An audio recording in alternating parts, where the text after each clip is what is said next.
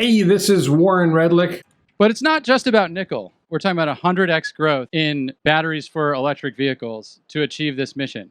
Battery Day was missing something really important that was hinted at but was not fully covered, and it's the balance between high nickel batteries that Tesla's going to make, nickel manganese batteries that partners are going to make, and lithium iron phosphate batteries that partners are going to make. In order to scale, we really need to make sure that we're not constrained by total nickel availability. How much of the 20 terawatt hours that Elon Musk talked about for 2030 will come from the high nickel batteries that Tesla's going to make, and from the nickel manganese and lithium iron phosphate batteries that Tesla's partners are going to make? This is a monster question. Lithium iron phosphate batteries are much, much less expensive per kilowatt hour than nickel-based chemistries. Nickel manganese batteries, they'll be able to produce basically twice as many of them per amount of nickel than they would be able to produce of the high nickel batteries. It's relatively straightforward to do a cathode that's 2/3 nickel, 1/3 manganese, which would then allow us to make 50% more cell volume with the same amount of nickel. And with very little energy trade-off. Just enough to have you still want to use 100% nickel for something like a semi-truck, but really not much of a sacrifice at all. So the story of Battery Day focused on the high nickel battery chemistry, but the most important battery chemistry of all is lithium iron phosphate, and no one else is talking about it. So let's talk about it now. Are you ready? Let's go. We need to have a kind of a three-tiered approach to batteries, starting with iron, that's kind of like a medium range, and then nickel manganese as sort of a medium plus, intermediate, and then a high nickel for long-range applications like Cybertruck and the semi. In the Battery Day presentation, they broke down different uses of batteries in 2030 within the vehicle area by different categories, and then in the renewable energy category where we're going to see primarily grid storage. Elon pretty much said that grid storage is going to be entirely lithium iron phosphate, and that iron phosphate batteries will be used in at least some vehicle applications, the medium-range vehicle applications. Well, that means that more than half, if 10 terawatt hours is going to renewable energy, grid storage, things like that, and 10 terawatt hours is going to vehicles, that means more than 10 terawatt hours of the 20 is going to lithium iron phosphate. The majority of the batteries that are going to be used in 2030 are going to be lithium iron phosphate batteries. There's a reason for that. The iron-based chemistries cost less per kilowatt hour than the nickel-based chemistries. They do have lower energy density. They're not good for certain applications, but for grid storage, energy density doesn't matter. Just to give sort of iron a bit more time, if you look at the watt-hours per kilogram at the cathode level of iron, it looks like nickel's twice as good. But when you've fully considered at the pack level, everything else taken into account, nickel is about maybe 50 or 60% better than iron. So iron is a little better than it would seem when you look at it at the pack level fully considered. It's not as good as nickel. Nickel is like 50 to 60% better, but it's actually pretty good. Good for stationary storage and for medium range applications where energy density is not paramount. Robotaxi uses, for certain vehicle uses, iron phosphate is good enough, especially with all the improvements Tesla is making in its vehicles, like the structural battery pack, like improved manufacturing techniques that make things more efficient, like the improved silicon anode. The 4680 tabless cylinder format will also be very effective at reducing the cost of lithium iron phosphate batteries. So in this video, I'm going to talk about the role lithium iron phosphate batteries are going to play, how much less expensive they are and why that matters. And then I'm going to present some scenarios, how much lithium iron phosphate would be used in this scenario versus this scenario versus this scenario, and what that means for the future. This is the first in a series of videos. Right now I'm going to lay the groundwork for why lithium iron phosphate matters so much. And then the next group of videos, I'm going to go year by year, 2023, 2024, and so on, and lay out what reasonable projections are for Tesla over the next few years and maybe beyond. The breakdown that they presented for vehicle use in 2030 doesn't fit with the robotaxi story. Elon Musk has been selling us on self-driving vehicles happening soon, and I I believe it. I believe self-driving vehicles are coming soon. And then we're going to have a robo-taxi network that is going to be driving people around. And as you go out in time to 2030, a large percentage of vehicle transportation should shift to robo-taxis. And the chart that was presented on the Goal 1 slide did not show a huge share of batteries going to the robo-taxi use. So I'm going to confront that as well. We're going to talk about that too. So looking at the slide that was presented for Goal 1 for the distribution of vehicles in 2030, 1,500 gigawatt hours of batteries would be going to the small vehicle robotaxi sector. Compact and mid-size vehicles like the Model 3 and Model Y would use 3,500 gigawatt hours of batteries. Another 2,000 gigawatt hours would be split between luxury and SUV vehicles and pickup trucks, with more of it going to pickup trucks. And then 3,000 gigawatt hours would go to Tesla Semi and commercial vehicles. Elon was pretty clear that the small vehicle / robotaxi segment would be lithium iron phosphate. So we can figure that all 1,500 gigawatt hours of that is going to lithium iron phosphate. The challenge is breaking down how much of the rest would be lithium iron phosphate versus the nickel manganese approach versus the high nickel approach. At the high end, we know that semi is going to be high nickel because weight is so important. The weight of the battery pack offsets the amount of cargo you can carry, and the more energy density you have in that battery pack, the more range you can get, and that matters tremendously for Tesla Semi. Both the weight and the range matter a lot for Semi. He said, and in one of their slides, they showed that Cybertruck would be using the high nickel batteries because they're mass sensitive. It wasn't really clear, and he was talking about range, but only the tri-motor Cybertruck has long range. So my view is the single motor and dual motor Cybertrucks have much less range, and they'll be fine with lithium iron phosphate or maybe nickel manganese chemistries. Then you have the middle. You have the compact and mid-size vehicles, and you have the luxury vehicles. What's the share going to be? We know Plaid Model S and Roadster will be high nickel, but that's an extremely low volume. Those are very expensive cars that will sell in very low volume. It seems likely that the regular Model S and the regular Model X will use the nickel manganese chemistry.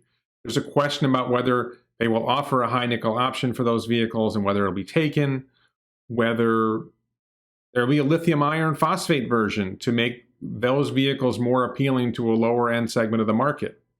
And the same thing with compact and midsize.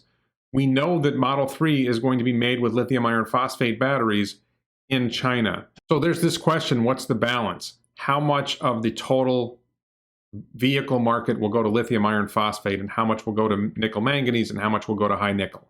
So I put together 3 scenarios on that theory, in that framework. So in scenario 1, in the compact and mid-size segment, figure 2,000 gigawatt hours goes to lithium iron phosphate. That's China, that's Europe. In the future, that's probably India. In poorer countries, I think we can expect an even greater emphasis on lithium iron phosphate batteries. They last longer, they have good cycle life, and they're just lower cost, and lower cost matters when you're dealing with poorer consumers. So in this scenario, I figured 1,500 gigawatt hours for compact and mid-size vehicles. And then you go to the luxury SUV segment, and I figured none of that in this scenario would be lithium iron phosphate. 600 gigawatt hours would be the nickel manganese chemistry, and 100 gigawatt hours of the luxury vehicles and SUV vehicles like Model S and Model X would go to high nickel. In this scenario, I'm attributing 3,000 gigawatt hours to semi and commercial, all of it, and I'm attributing all 1,100 gigawatt hours of Cybertruck to the high nickel chemistry. The problem with this scenario is it gets us to 4,200 gigawatt hours of high nickel, and Elon only predicted making 3 terawatt hours of high nickel batteries by 2030. He did say they might get there quicker, so we'll see. In the second part of Goal 1, we have the renewable energy. I'm attributing all of that to lithium ion chemistry because that's what Elon suggested. I don't think any of those scenarios would call for more expensive batteries. Everything should go lithium iron phosphate because it saves money and because energy density doesn't matter. In this scenario, which is the lowest scenario I have for lithium iron phosphate, I have 13.5 terawatt hours of lithium iron phosphate batteries in 2030. I have 2.1 terawatt hours of nickel manganese battery chemistry. And as I mentioned, we have 4.2 terawatt hours of high nickel battery chemistry in 2030. That's how the numbers break out. And you can see, even on a low end scenario, well over 60%, nearly 70% of the batteries are lithium iron phosphate.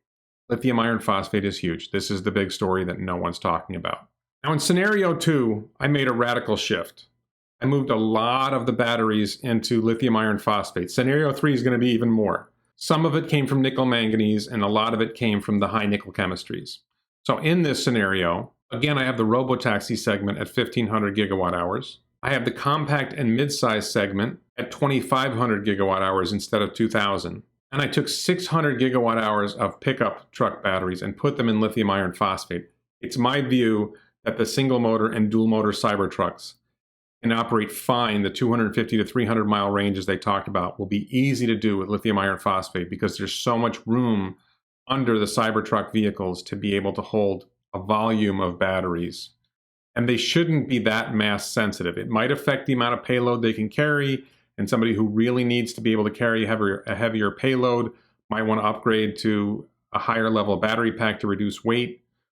At the same time, I think they can design the vehicle to be able to handle more weight. So that gets a total of 4,600 gigawatt hours of lithium iron phosphate in scenario 2. On the nickel manganese side, I have 1,000 gigawatt hours or a terawatt hour in the compact and mid-size vehicles. The luxury and SUV vehicles are using 600 gigawatt hours of nickel manganese chemistry, and the pickups are using 300 gigawatt hours of nickel manganese chemistry. That's a total of 1,900 gigawatt hours of the nickel manganese chemistry. Going over to high nickel, we've got, again, 3,000 gigawatt hours in semi and commercial because they were pretty clear that that's mass sensitive. I have 300 gigawatt hours in the luxury vehicles, and I have 200 gigawatt hours in pickups for the tri-motor Cybertruck.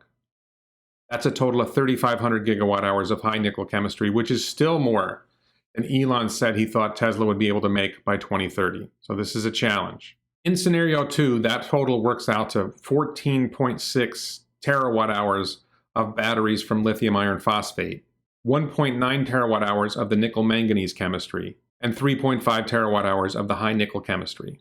So here, the share of lithium iron phosphate is up even more, approaching 75% of the total. For scenario 3, I pushed it more. Again, robotaxi, 1,500 gigawatt hours. I can't make it bigger if there's only going to be 1,500 gigawatt hours of robotaxis. I shifted the vast majority of the compact and mid-size vehicles to lithium iron phosphate, 3,000 gigawatt hours of that. I said, what if they did extend the luxury and SUV vehicles to be able to use lithium iron phosphate batteries to offer some low-end luxury vehicles to compete with, say, the BMW. Imagine a Model S at $60,000 with lithium iron phosphate and a 350-mile range, now able to compete with the BMW 5 Series and the Mercedes E-Class, instead of just competing with the S-Class and the BMW 7 Series. This would make the Tesla Model S extremely competitive in that mid-level luxury segment, and the Model X would be extremely competitive in its segment in the mid-level luxury SUV market. I shifted even more of the Cybertruck into the lithium iron phosphate category, 800 gigawatt hours of Cybertrucks running on lithium iron phosphate. That worked out to a total of 5,700 gigawatt hours of lithium iron phosphate. In this scenario, nickel manganese actually increased a little bit. The main theory here is to decrease the amount of high nickel. I just have this concern that I don't think the pitch for high nickel was that strong. During the presentation, they talked about how the nickel manganese chemistry would get you almost all the range that you would get from high nickel, and it would cost less. In this scenario, the compact and mid-size vehicles are 500 gigawatt hours. The luxury SUV vehicles are 300 gigawatt hours of nickel manganese, keeping in mind some of that's lithium iron phosphate as well. Pickup trucks are 200 gigawatt hours of nickel manganese. And here I brought semi and commercial. I brought 1,000 gigawatt hours or a terawatt hour over into nickel manganese. Yes, it's true the long-range vehicles are going to need high nickel. But the shorter range vehicles that aren't going as far, the 300-mile range semi, might be able to get by with nickel manganese. Some uses really are mass sensitive, but I've definitely read other people saying a lot of tractor trailer usage is more volume sensitive than it is mass sensitive. So there may be significant applications where that works. Then in the high nickel segment of the market, it gets down a lot lower. Now semi and commercial are only using 2,000 gigawatt hours of high nickel batteries. Luxury only using 200 gigawatt hours and pickup only using 100 gigawatt hours. gets total high nickel use down to 2.3 terawatt hours. Moving that into scenario 3, looking at the total, lithium iron phosphate is 15.7 terawatt hours, approaching 16 terawatt hours, or 80% of the total battery usage. 2 terawatt hours of nickel manganese, 2.3 terawatt hours of high nickel. I think it's an interesting question here. What's the use case for high nickel chemistries? Clearly Plaid and Roadster, Cybertruck Trimotor, for high performance applications, high nickel matters. For Tesla Semi doing long range carrying heavy loads, clearly high nickel chemistries matter.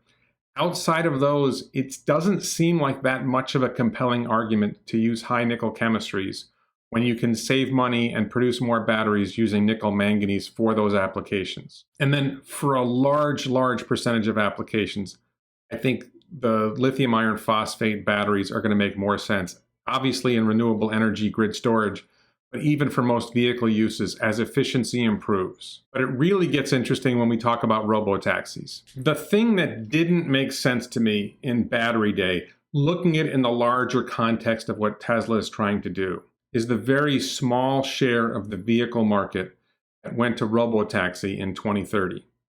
Elon is talking like we're going to be seeing the robotaxi network live in 2021 or 2022.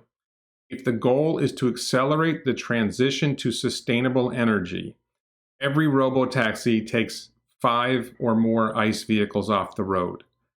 If I buy a Tesla and I keep it in my garage and I don't use it as a robotaxi, I'm only taking 1 ICE vehicle off the road. But if I buy a robotaxi and I send it out for 12 hours a day, 16 hours a day, or if Tesla produces its own robotaxis and runs them 12, 16 hours a day, they're replacing 5 or more ICE vehicles, and that accelerates the transition to sustainable energy. That reduces CO2 output and other pollution from vehicles. As I understand the Tesla mission of accelerating the transition to sustainable energy, there should be a radical shift before 2030 to most vehicles being used in robotaxi use and all vehicles being produced, with rare exception, being built for robotaxi use. So I took a different approach in scenario 4. In scenario 4, I eliminated almost all vehicles other than semi, pickup, and robotaxi. In this scenario, Model 3, Model Y are gone. Model S and X are mostly gone. Maybe there's a few Plaid Model S's still being produced. The very wealthiest people can still get their luxury cars. But the overwhelming majority of the population said, you know what, I'm happy to ride in a robotaxi. This is by 2030, and the cost per mile of riding in a robotaxi, the convenience of not having to own your own car, not having to buy insurance, not having to worry about oil changes, not having to worry about getting gas or charging your vehicle, all of the conveniences that robotaxi delivers, the vast majority of the world's population shifts to robotaxi or new vehicles. There will still be ICE vehicles on the road, the fleet is still being replaced, but that shift is happening much faster because everyone has gone to robotaxi. And everyone has gone to robotaxi because it's the right choice for the individual. It saves them money and it makes their life better and it's more convenient. So in this scenario now, I've replaced all those other vehicles with the exception of a little bit of luxury vehicles with the robotaxis, and 6,000 gigawatt hours of lithium iron phosphate is going to that. We're still going to need pickups, so 800 gigawatt hours of batteries goes into pickups, lithium iron phosphate. There's 200 gigawatt hours of batteries going into some of the Cybertrucks, and again in this scenario, 1,000 gigawatt hours of nickel manganese for semi and commercial. Again, 2,000 gigawatt hours to semi and commercial of the high nickel chemistry, 200 gigawatt hours goes to luxury vehicles like Plaid Model S and Roadster, and 100 gigawatt hours into pickups. So in scenario 4, again, we've got 10 terawatt hours for renewable energy. Now the total is 16.8 terawatt hours of lithium iron phosphate. 84% of battery production in this scenario is lithium iron phosphate. It's almost taking over the whole market. 1.2 terawatt hours of nickel manganese chemistry and 2.3 terawatt hours of high nickel chemistry. There's another question that comes in when we start looking out into 2030. The Boring Company is increasing their tunneling operations, and I expect that within 5 years, right now 2020, so by 2025, I expect the Boring Company is going to be starting to drill a lot of holes, creating a lot of loop systems. A lot of cargo that is currently carried by semis, by tractor trailers, might shift to some form of cargo transport in those tunnels. there's a good chance that for a lot of uses, it's going to be more efficient than driving on the roads. It's very possible that these vehicles could operate in the middle of the night, transporting cargo when human passengers are not using the loops, depending on the volume and whether there's a capacity issue. If loops and hyperloops take some share of the cargo market, then semi becomes less important, and that we might even see less use for that.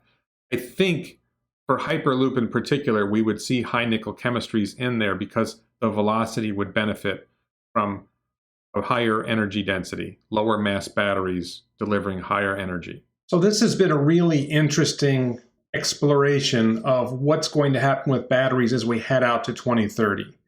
It's my view that lithium iron phosphate is going to be the dominant battery chemistry going forward. It's going to dominate in grid storage. It's going to play a big role in vehicles, especially in robotaxis. Urban robotaxis don't need more than 200 miles of range. It's very likely that when we get out to 2030, almost every new vehicle produced will be using lithium iron phosphate because it's just that much less expensive to make lithium iron phosphate batteries on a per kilowatt hour basis.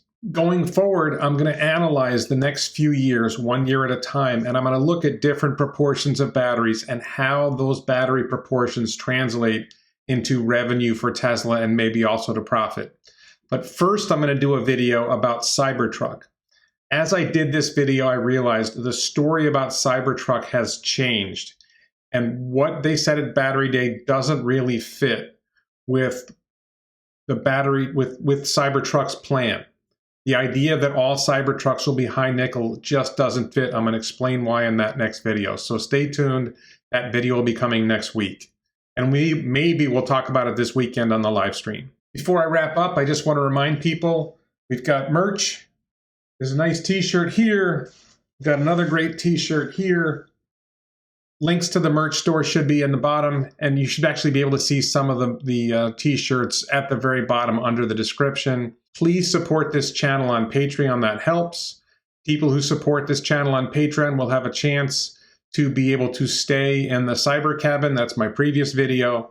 I want to thank my sponsor, Joe Ramos from J&D Consulting. Should be a link to him in the description below or in the first comment. YouTube's acting weird. Please check out my other videos. Be patient. I'm going to have a string of videos coming up following on what we learned from Battery Day and how that applies to everything going forward. I think this is amazing. It's getting better. There's more to discover, more to talk about, more analysis to do. So thank you very much for watching.